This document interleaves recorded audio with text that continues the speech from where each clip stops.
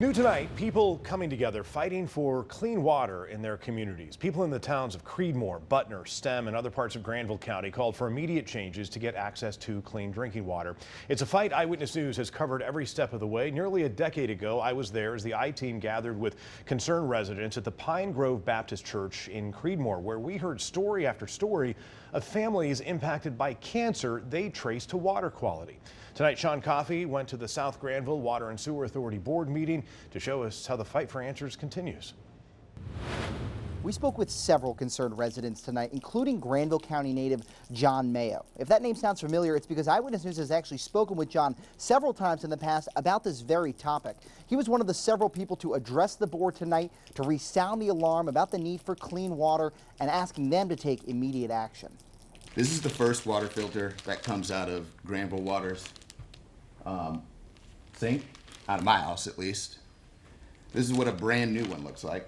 For Granville County residents David and Heather Brunson, their home water filters say more than any water quality study ever could.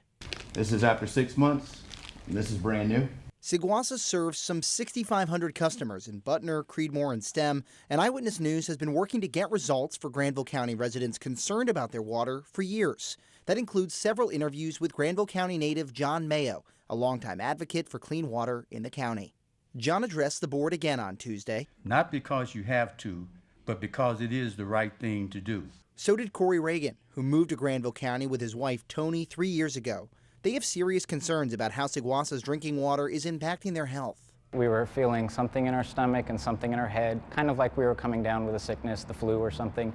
It never materialized into anything, and then we switched to bottled water, and it went away the next day. Corey is one of the many residents pushing for Seguasa to provide customers with water filters, like the ones David and Heather bought for themselves.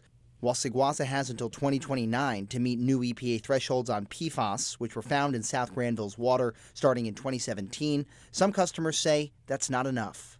This is why the community is really frustrated and fed up with just saying, give us another 4 years. But the board says those filters would come at a cost, potentially exacerbating already high water bills in the county.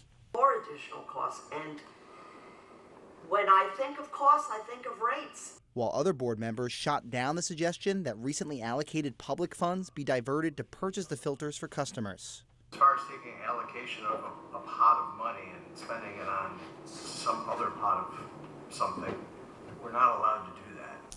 We should note that while Seguasa has until 2029 to fall below the EPA's PFAS thresholds, their water is currently deemed compliant for drinking, though customers we spoke with say that's not good enough. But it's obvious that there is a lot of pent-up frustration on this topic. You could see that in the passionate exchanges between the public and the board, Karen in particular. Much of that stems from the cost of the water here. They have some of the highest rates in the area. Mayo, for example, he says he spends roughly $300 a month on his water bill.